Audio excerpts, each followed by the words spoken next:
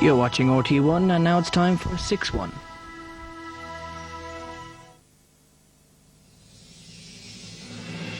Nora Owen challenges opposition after severe criticism of government's record on crime.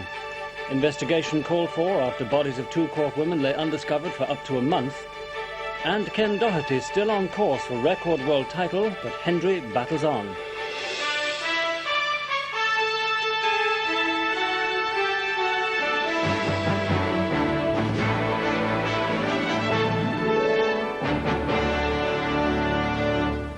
Good evening. The Minister for Justice, Nora Owen, has defended the government's record on crime. It was severely criticised today by both Fianna Fáil and the Progressive Democrats.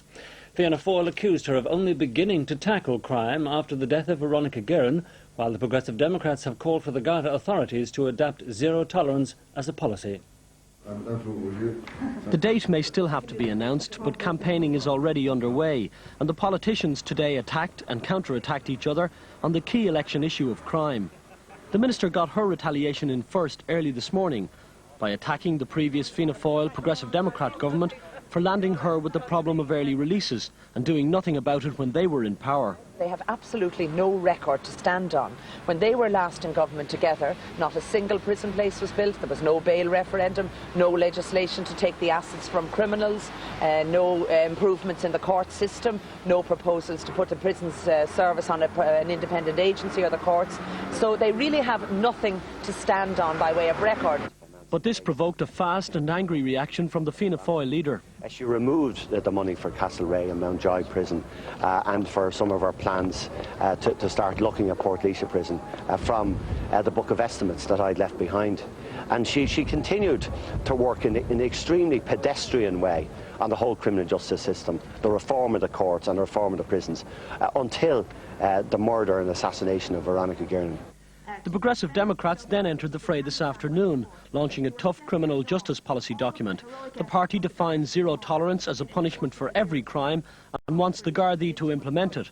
The party promises to build 1,500 prison places with private sector financing, more rights for victims and a custodial detox centre for drug addicts. We believe that law and order, effective law and order, should not be postponed while long-term strategies are put in place, and we support those strategies to deal with long-term unemployment, exclusion and drug addiction. But I think that has been the failure of this administration, is that they have been blinded by a sort of moral confusion. Not surprisingly, the Progressive Democrats' document is strong on law and order, with calls for tougher sentences and more prison places. The party does not believe in rehabilitation, and probation does not have a role in the party's criminal justice plans.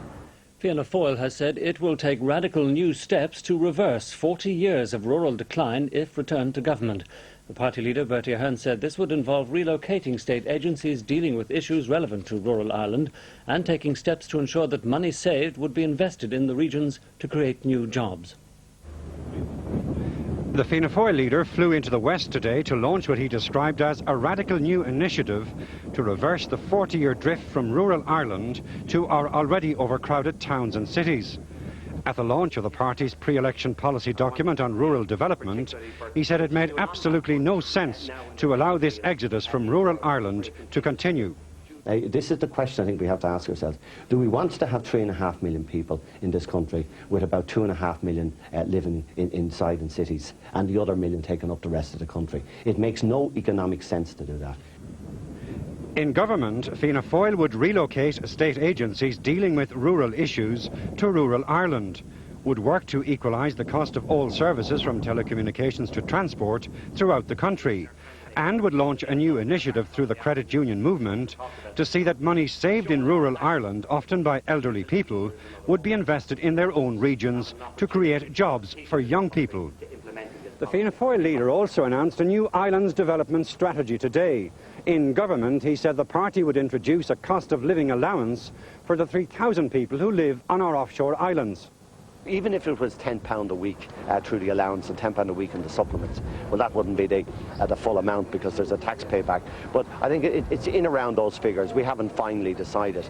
But we have to do something to stabilise the island community. It is either part of our heritage or it is not. We believe that it is. The chairman of the Southern Health Board, John